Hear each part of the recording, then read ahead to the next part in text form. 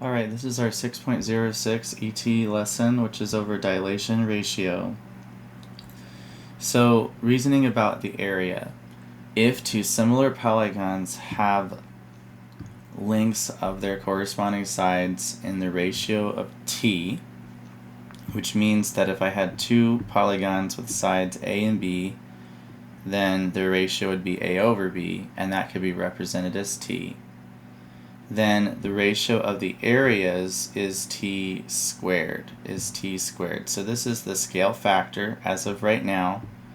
The ratio of areas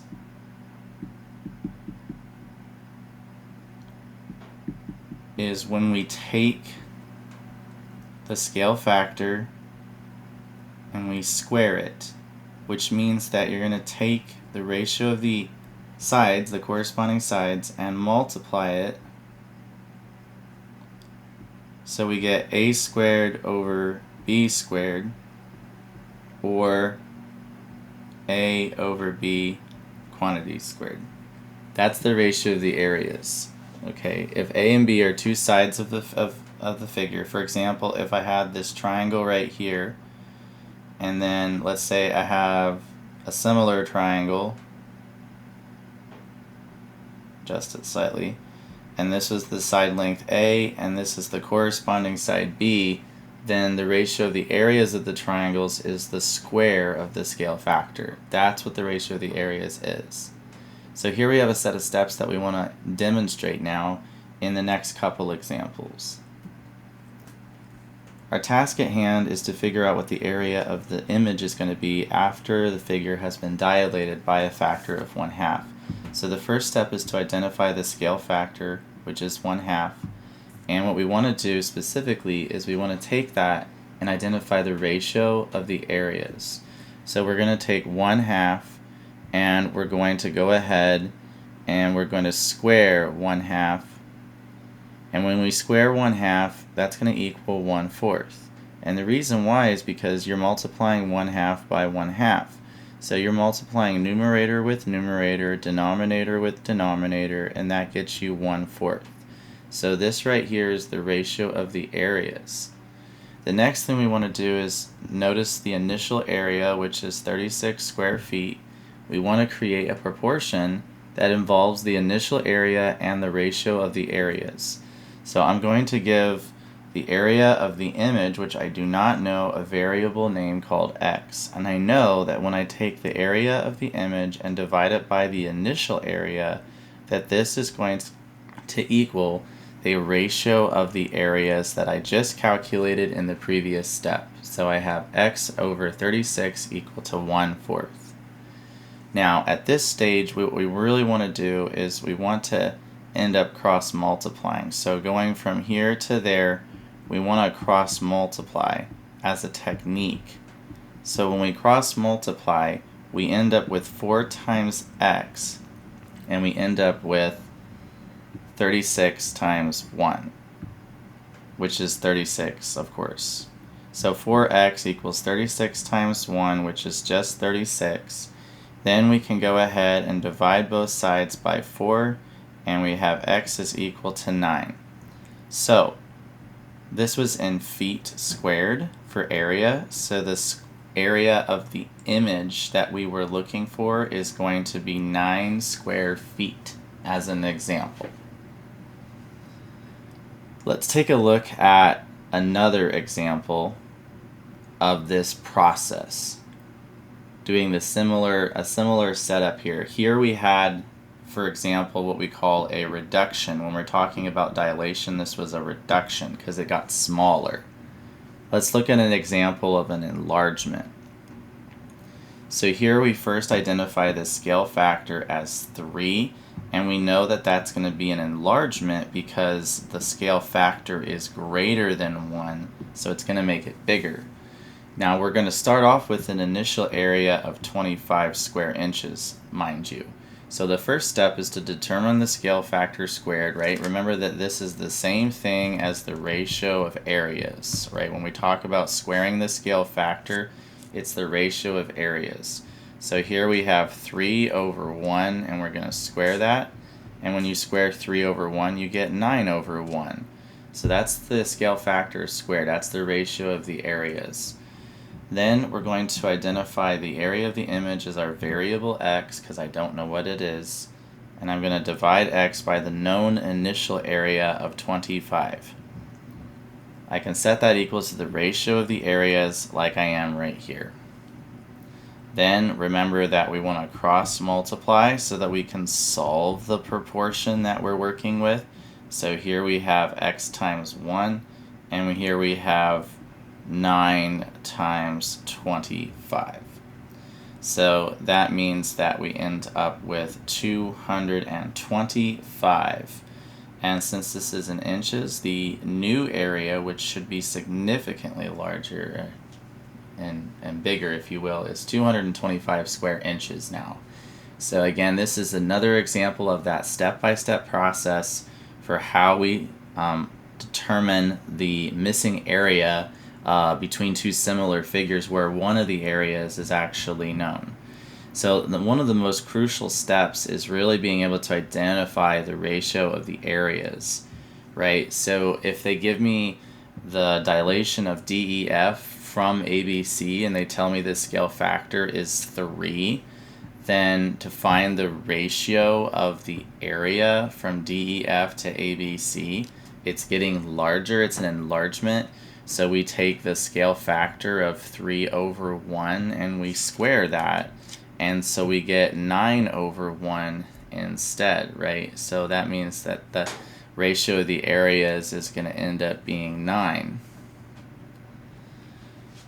So having said that, you can certainly use that information to help you figure out what, the new area would actually end up being. And I'll kind of walk you through a little bit of that with the next set of examples, which go really well with your exit ticket assignment. So here's an example that is very similar to several of your questions on your exit ticket. It's giving me the area of a triangle, and it says it's dilated by a factor of 2.5. Now when it talks about dilated by a factor of 2.5, let me just reference that for a moment. That is talking about the scale factor right there. That is the factor of dilation, or the scale factor.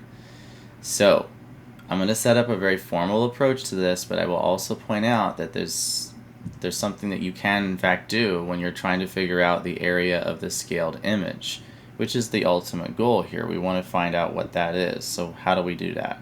Well, what we can actually end up doing is we could set up a proportion if we wanted to. And so I am looking for the unknown area after it's been scaled. So it's been dilated. It's actually been enlarged. And I need to set this equal to the scale factor squared. So I have to square the scale factor. And when I square that, I'm going to end up with 6.25 over 1. And then from there, how do we solve a proportion? Well, remember that we need to cross multiply. If you're setting it up as a proportion, that's what we typically do. So when we cross multiply, we'll write that down here. We have x times 1 equal to 36 times 6.25.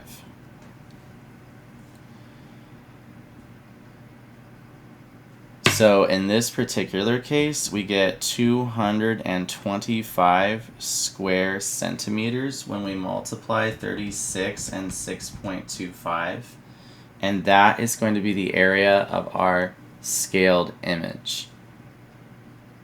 Now, I just want to take a moment and address that what's actually happening, the most significant part is actually down here, which I've boxed in. What I'm really doing is I'm actually taking the initial area. If I wanted to write it in words, I'm taking the initial area and I'm simply multiplying it by the scale factor squared.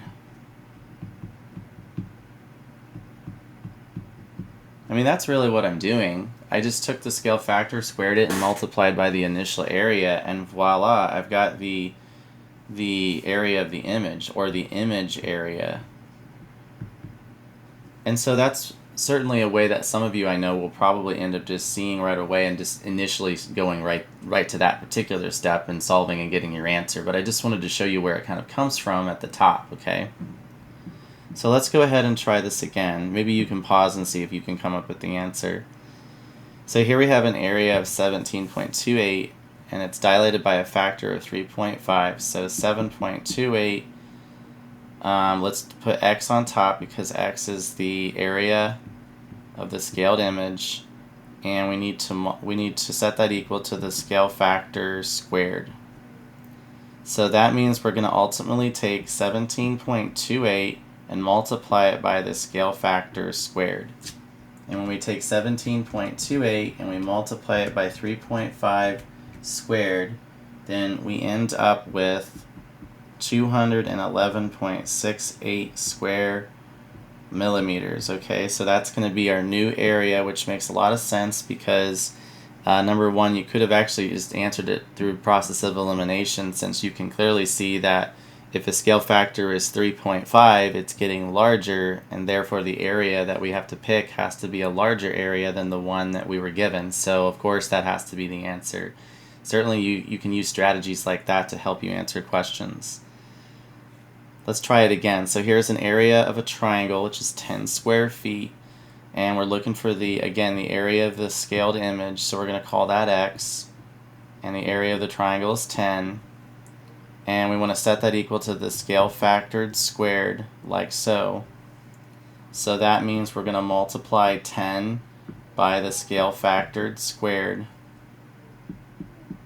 So when we multiply 10 by 4.5 quantity squared, we end up with 202.5 squared feet, given that it was already in feet, of course. So this is, of course, a significant increase in the area, but this is that process that we want to end up utilizing.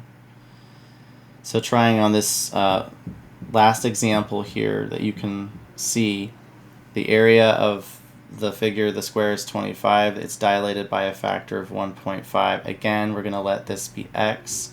So x divided by the initial area is equal to the scale factored squared. So that's going to be x is equal to 25 times 1.5 squared. You can simplify that as well if you want to square 1.5 first, or you can just leave it like that. That's fine, but we get 56.25 squared centimeters for our scaled area that's been dilated by an enlargement. Okay, so here's an example of like a setup of a real life situation where we have a standard deck of cards, and they're telling us that if we look at the ratio of the jumbo cards to the corresponding length of a jumbo card to a standard card, we end up with 2. So the scale factor is 2 over 1, so we're squaring the scale factor to get 4 over 1, and that's the ratio of the areas. Now we can also calculate the standard area by just multiplying the length and the width together like so. So when we multiply 3.5 by 2.5, we end up with 8.75. So the standard area is 8.75 square inches. And we want to find the area, the missing area, which is the jumbo area, right? So I'm going to let this guy right here be x. So we know that x divided by 8.75 is equal to the scale factored squared, which is 4 over 1. So that would imply that x is equal to 4 times 8.75, or 8.7 times 5 times 4. And when we multiply those, we end up with 35 square inches. So a jumbo card is going to have that much area compared to the area, compared to the initial area of 8.75 square inches. So this is your exit ticket. You are looking for, under dilation, it's spelled wrong here, it's spelled like that. The scale factor is provided, and you're given the original or initial area and you want to find the new area, again, I would recommend setting a proportion up first. Just like I've demonstrated in any one of my examples would be perfect for that problem. You also have other problems like a square and a trapezoid given to you here with an initial area provided, and you are given the scale factor as we've mentioned in all of the previous examples, and you have to find the scaled area. So again, I would refer to any of the examples in the video to assist you with solving those problems there for this 6.06 dilation ratio ET lesson.